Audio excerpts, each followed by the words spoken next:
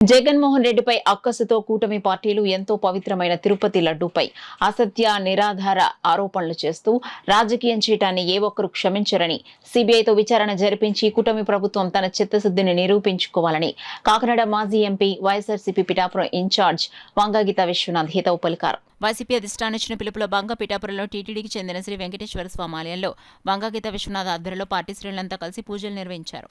ఈ నేపథ్యంలో మహారాజకోట ఆవరణలో ఉన్న వైసీపీ కార్యాలయం నుంచి పార్టీ నాయకులు, పార్టీకి చెందిన నియోజకవర్గంలోని ప్రజాప్రతినిధులు, అభిమానులు గోవిందరామన్ జపిస్తూ ర్యాలీగా వెంకటేశ్వర స్వామి ఆలయానికి చేరుకున్నారు.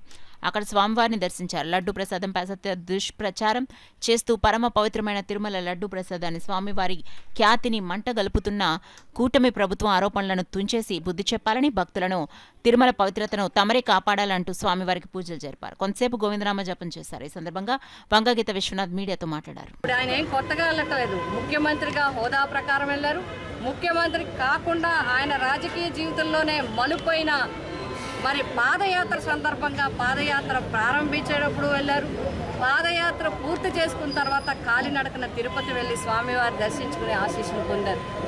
అటువంటి వ్యక్తి మళ్ళీ ఇంకొకసారి డిక్లరేషన్ ఇమ్మనేది కేవలం రాజకీయంగా ఒక చర్చ లేపడానికి, ఒక అంశాన్ని లేవనెత్తడానికి, జగన్ గారి పేరుతో ఎమోషన్స్ రెచ్చగొట్టడానికి ప్రయత్నించారు.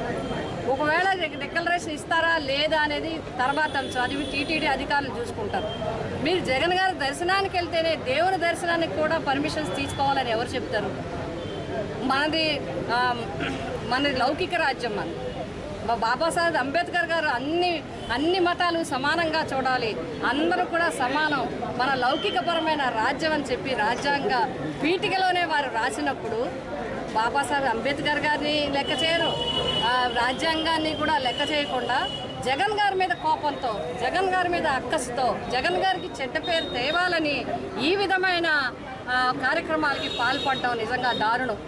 ఎందుకంటే అత్యంత ప్రతిష్టాత్మకమైన తిరుమల తిరుపతి దేవస్థానం, అత్యంత పవిత్రమైన స్వామివారి ప్రసాదం మీద అండి రాజకీయం, తిరుమల తిరుపతి దేవస్థానం మీద అండి రాజకీయం.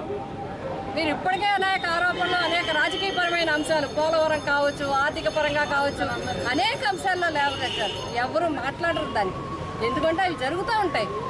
కానీ రాజకీయం కోసం ధార్మిక సంస్థల్ని వాడుకోవడం మాత్రం ఎవరు క్షమించడానికి రాదు.